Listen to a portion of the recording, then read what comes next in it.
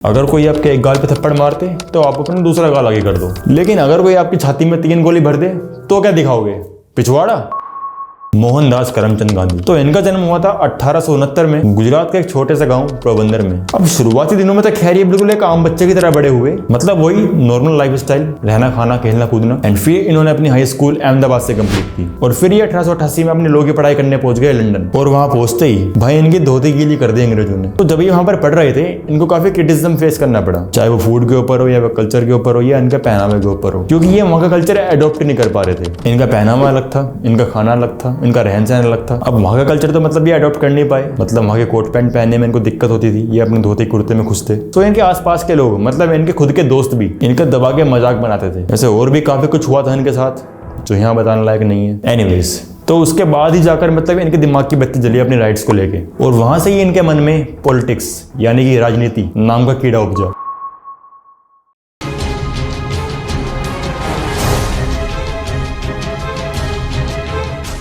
और फिर ये पहुंचे 1893 में South Africa to work as a lawyer, और वहां से इन्होंने अपनी पहली बवासीर यानी कि सत्याग्रह की शुरुआत की। और उसके बाद तो खैर आपको पता ही है इन्होंने कितने फर्जी मूवमेंट्स करे हैं। और फिर 1915 में ये इंडिया वापस लौट आए, और फिर तो आपको पता ही है इन्होंने बहुत ज्यादा सेक्रीफाइस किया, बहुत ज्यादा मेहनत की, बहुत ज्यादा खून पसीना बहाया हमारे बापू ने, और तब कहीं जाकर हमें आजादी मिली। Sounds familiar right? भाई यही तो हमने बचपन से पढ़ा है अब तक किताबों में, चाहे वो 10th हो, 7th हो, 8th हो, 9th हो, सब में यही भरा पड़ा है कि जो कुछ करा गांधी ने करा। हम यहाँ बैठे हैं गांधी की वजह से, हम सुन पा रहे हैं गांधी की वजह से, हम बोल पा रहे हैं गांधी की वजह से, गांधी की वजह से मैं यहाँ वीडियो बना पा रहा हूँ। ये तो सच है। खैर आज उनकी वजह से हमारे देश पैरों पर खड़ा है। क्यों? क्योंकि पहले तो उसको पोलियो हो रखा था। अरे यार बकवास है ये सब, जो मैं बताऊंगा तुम्हें असली बात क्या है। ये महात्मा गांधी दोगला तो था ही, साथ ही साथ में सनकी भी था। रुको बताता हूँ कैसे। सो पहले आपको बताता हूँ कि ठरकी और सनकी कैसे था। अब भाई जो गांधी के पक्के सपोर्टर होंगे उनको तो खैर ये पता ही होगा कि गांधी ने 38 साल की उम्र में यानी 1906 में ब्रह्मचर्य अपना लिया था, यानी no female interactions, no sex. Okay that's good, अच्छी बात है। तो भाई अब देखो 3 लड़की मनु, आभा और सुशीला नायर, ये हमेशा इनके साथ में रहती थी। मनु और आभा इनकी पोती थी और सुशीला इनकी पर्सनल फिजिशियन। भाई मुझे नहीं पता बुढ़ापे में आकर इनके दिमाग की कौन सी नसें काम करने लगी कि इन्होंने अपना ब्रह्मचर्य को प्रूव करने के लिए एक नया एक्सपेरिमेंट करने की सोची। इस एक्सपेरिमेंट्स का रूल क्या थे कि महात्मा गांधी 3 नंगी लड़कियों के साथ अपने बिस्तर में रात को सोएंगे, सिर्फ सोएंगे या, और उनके साथ नंगा नहाएंगे।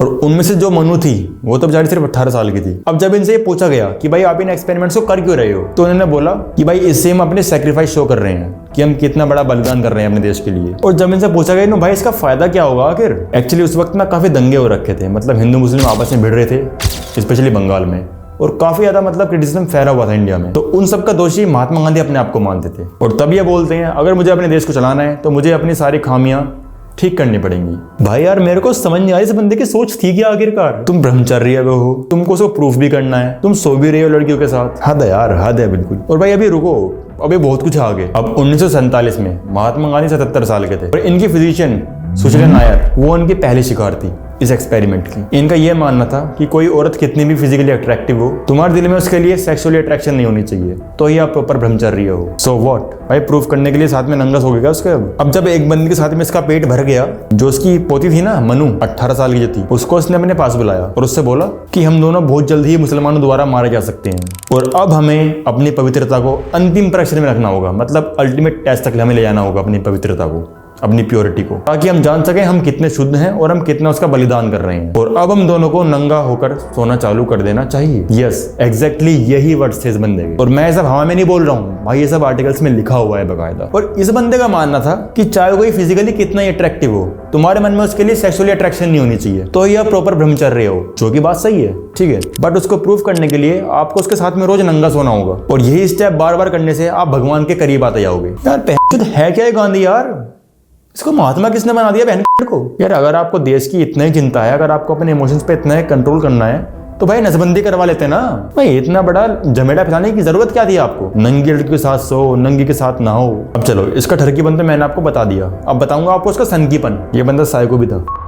सो गांधी जी की शादी कस्तूरबा देवी से हुई थी 13 साल की उम्र में, मतलब बाल विवाह था। और जब आपकी शादी हो जाती है तो आपको एक अपना रूम मिल जाता है, अपना बेड, और अपना ही मतलब एक आपको स्पेस मिलता है। ऐसे ही गांधी जी के साथ हुआ, उनको अपना पर्सनल स्पेस मिल गया। अब भाई जब आप मैरिड कपल्स हो तो बस आपके बीच में सेक्स भी होगा, वो भी नॉर्मल है। तो शादी के 2 साल बाद गांधी जी के पिताजी बहुत ही कमजोर हालत में थे, मतलब मरने की हालत में थे। एंड जब वो अपनी आखिरी सांसें गिन रहे थे, गांधी जी उनके पास नहीं थे। And you know what way कहा थे, वो सेक्स कर रहे थे अपनी वाइफ के साथ। कस्तूरबा देवी के साथ। एंड उनके सेक्स करते करते ही उनके पिताजी खिसक गए और तभी से उनको सेक्स से नफरत हो गई। वो सेक्स को फालतू मानने लगे, क्योंकि उनका मानना था मैं सेक्स की वजह से अपने बाप को आखिरी बार नहीं देख पाया, क्योंकि उनको सेक्स करना था अपनी बीवी के साथ। That's why. What the fuck is this? क्या चल रहा है भाई? ये किसको बाप मान रहे हैं हम लोग अपना? एंड फिर ये भाषण देने लगे कि सेक्स सिर्फ बच्चे पैदा करने के लिए होना चाहिए, उसमें कोई भी इंजॉयमेंट इन्वॉल्व नहीं होना चाहिए। और जो उनका अखबार था इंडियन ओपिनियंस, उसमें उन्होंने छपवा दिया कि भारत के हर किसी समझदार व्यक्ति को शादी करनी ही नहीं चाहिए, और अगर उसकी घनी मजबूरी शादी करने की तो उसको सेक्स करना ही नहीं चाहिए। और हाँ भाई, बापू कॉन्डम्स के बिल्कुल खिलाफ थे। इनका यह मानना था कि ये सिर्फ एंजॉयमेंट के लिए बनाए गए हैं, ये इससे फिर युवा कहीं भी और कैसे भी सेक्स करने लगेंगे बिना किसी रिस्क के, और इससे हमारी युवा पीढ़ी बर्बाद हो जाएगी। देखो भाई, जिसको सेक्स करना होगा वो बिन कॉन्डम के भी करेगा। भाई कुल मिला के ये एक नंबर का ढक्कन आदमी था ये गांधी, जो कि मैं पहले भी कहता आ रहा हूँ और आज भी कह रहा हूँ, ढक्कन था ये।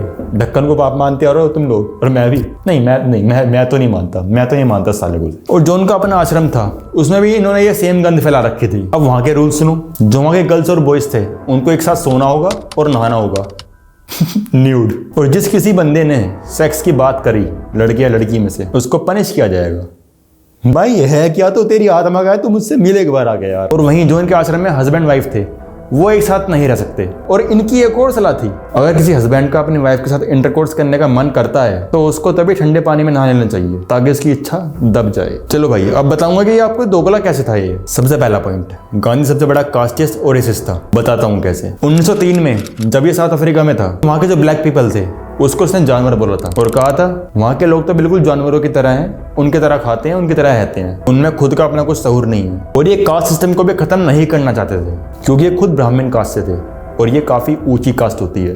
भले ही बाद में आके इन्होंने ऑर्डर्स दे दिए हों कि भाई कास्ट सिस्टम खत्म होना चाहिए, लेकिन पहले ये इसके राजी नहीं थे। और आपको पता है उस वक्त काफी ज्यादा डिस्क्रिमिनेशन था इंडिया में। और अब बताऊंगा आपको सबसे बड़ा पॉइंट इसके दोगलेपन का। 1947 में जब इंडिया और पाकिस्तान का पार्टीशन हुआ, कोई भी इससे खुश नहीं था, क्योंकि उस वक्त हिंदूज की पॉपुलेशन 80% थी और मुसलमानों की 14%। एंड जो पाकिस्तान का बाप था जिन्ना, जिसने पाकिस्तान का पार्टीशन करवाया था, उसने अपनी एक नई पार्टी बना ली थी, ऑल इंडिया मुस्लिम लीग। और खुद उसकी पार्टी बहुत बुरे मार्जिन से हारी थी, क्योंकि खुद इंडिया के मुस्लिम भी चाहते नहीं थे कि इंडिया का पार्टीशन हो, लेकिन तब भी इस कुत्ते ने पार्टीशन करवाया। और इनफैक्ट इनके मरने की वजह सबसे बड़ी यही थी। और चलो भाई ठीक है, जब आपने इंडिया का पार्टीशन करा दिया मुस्लिम्स के लिए, तो फिर आपने मुस्लिम्स रखे क्यों इंडिया में जब हमने उनको जगह दे दी? ऊपर से उस टाइम इंडिया की हालत इतनी खराब थी भाई, अभी देश नया नया आजाद हुआ था, अभी उभर रहा था भारत धीरे धीरे। इस कुत्ते ने तब भी पाकिस्तान को फंडिंग करवाई, जबकि इंडिया के पास खुद के पास पैसा नहीं था। And that's why Nathuram Godse इनसे गुस्सा थे, क्योंकि वो नहीं चाहते थे कि भारत एक सेक्युलर कंट्री बने। उनकी सिर्फ एक ही चाहत थी कि भारत सिर्फ हिंदू देश रहे और वो एक डेमोक्रेसी पे काम करता रहे, एंड जो कि वो आज है, आई कैन प्राउडली से। और अगर कोई इनसे कारण पूछे पार्टीशन का, तो भाई उस टाइम दंगे बहुत हो रखे थे बंगाल में, हिंदू मुस्लिम की लड़ाई हो रखी थी और 3 दिन में ओवर 10,000 हिंदूज मारे गए थे। तो मेन मोटिव तो ये था कि भाई पार्टीशन कर देंगे तो दंगे खत्म हो जाएंगे, लेकिन भाई दंगे तो बढ़ गए और ऊपर से 2 वार हो रही है पाकिस्तान से। चलो थोड़ा बहुत जानते हैं नथुराम गोडसे के बारे में। सो नथुराम का जन्म हुआ था 19 मई 1910 को महाराष्ट्र पुणे की एक ब्राह्मण फैमिली में। एंड इनका बचपन से ही हिंदू आइडियोलॉजी में बहुत इंटरेस्ट था, और 1932 में इन्होंने आरएसएस ज्वाइन कर ली, जो कि खुद में एक कट्टर हिंदू राष्ट्रीय पार्टी है। और फिर इन्होंने कुछ समय बाद ज्वाइन कर लिया हिंदू महासभा को। अब ये हिंदू महासभा, इसका खैर बनने का एम तो कुछ और ही था। एक्चुअली सभा का रोल था हिंदू की इन्फॉर्मेशन अंग्रेजों को देना, कहीं कोई हिंदू साजिश न कर रही हो, कहीं कोई हिंदू कहीं प्रोटेस्ट ना कर रहे हो, उस सब की इन्फॉर्मेशन जाकर अंग्रेजों को देना। मतलब कुल मिला के ये पार्टी गुलामी के लिए बनाई गई थी। अब 1923 में वीर सावरकर ने इसको एक प्रॉपर हिंदू पार्टी बनाने की तरफ रुख कर दिया। एंड यही नथुराम जी की मुलाकात वीर सावरकर से हुई थी। एक्चुअली वीर सावरकर से मिलने से पहले नथुराम गोडसे बहुत ही शांत स्वभाव के व्यक्ति थे, मतलब पैसिफिस्ट सोच वाले।